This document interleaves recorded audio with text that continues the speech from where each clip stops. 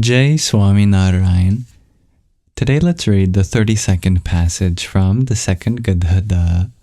It's titled, A Cactus Plant, Unhindered Bhakti. Let's dive right into it, shall we? Oh, and I should mention, in case you don't know, Bhakti is the Sanskrit word for loving devotion. On Shravan Sudhi the 5th, Samvat 1880, or the 11th of August 1823, Swami Sri Sahajanandji Maharaj was sitting in his residence in Dada Khachar Darbar in Gadhadā. He was dressed entirely in white clothes.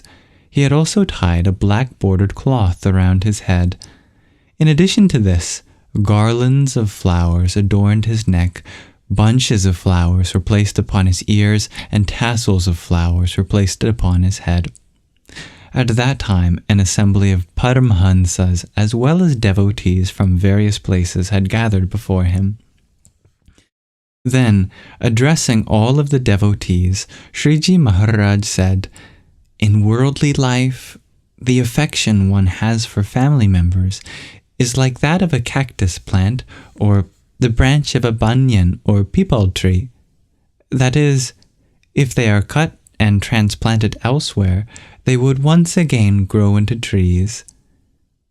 In comparison, once a mango tree or a neem tree is cut, it does not take root again.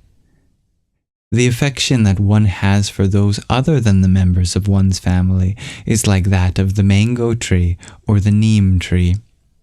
Again, the affection one has for the members of one's family is like the cactus plant and banyan tree, in that if they have been cut down, they unfailingly do grow again, even while lying in the soil.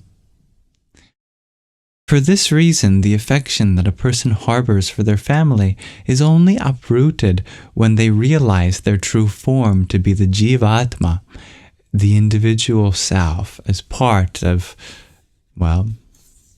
the rest of the infinite reality, distinct from the three bodies of Sthul, Sukshma, and Karan, the physical, subtle, and causal. When discerning, or when discarding all vanity of gender, varna, and ashram, which can correlate with age and class, they behold God's form within it, and when they become eager to engage only in the worship of God, only then will the affection that they harbor for their family be completely cut. Besides this, though, there are no other means to do so. Sriji Maharaj speaks in the context of renunciation. Of course, there's nothing wrong with having family and appreciating and valuing the love that we get, but Sriji Maharaj is pointing to understanding that our connection to our family can be limited in making us feel like only they have kinship with us, when truly we are family with everyone, all beings in this universe. Then Sriji Maharaj continued, "The sole cause behind the jiva, the soul attaining liberation, transcending Maya, material existence, and becoming Brahma Swarup, of the form of the divine, is its engagement, in jnana, this is knowing wisdom, meditation, devotional songs, spiritual discourses, etc., of the manifest form of Vasudev Bhagwan, who is Purushottam. It is due to these that the jiva transgresses Maya, attains an extremely elevated state, and also attains God's Akshardham, abode of light. In this, Atma realization of the true self, Vairagya, dispassion towards material things, and Dharma, righteous duty, are merely helpful auxiliaries in offering bhakti, loving devotion to God. Without the bhakti to God, though, vairagya Atma realization and dharma alone are not capable of allowing the jiva to transcend Maya.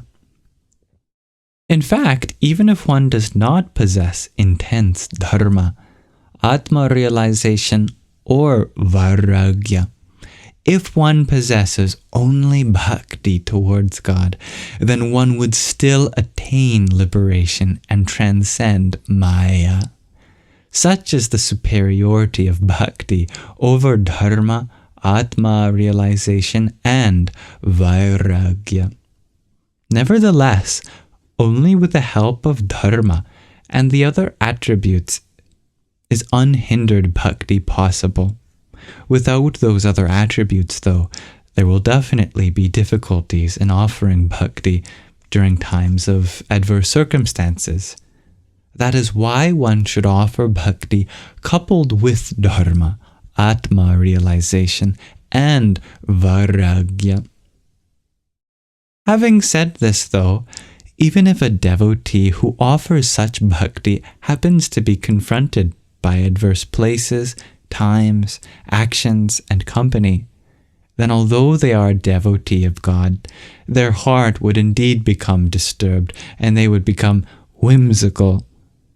Therefore, one should forsake such adverse places, adverse times, adverse actions, adverse company as well, and forever associate with favorable places, favorable times, favorable actions, and favorable company.